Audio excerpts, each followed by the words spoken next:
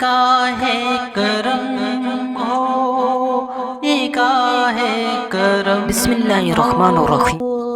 احتیاط کی ضرورت، ہماری سوچ، ہمارے الفاظ، ہمارا گمان ہمارے آنے والے حالات پر بہت زیادہ اثر انداز ہوتے ہیں، لہٰذا اچھا سوچیں، اچھا بولیں، اچھا لکھیں اور اس ذات پاک اللہ سے سب اچھے کی امید رکھیں۔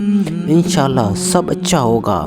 ہر وقت توبہ استغفار کرتے رہیں، نماز اور تلاوت قرآن کے لیے خصوصی وقت لگائیں۔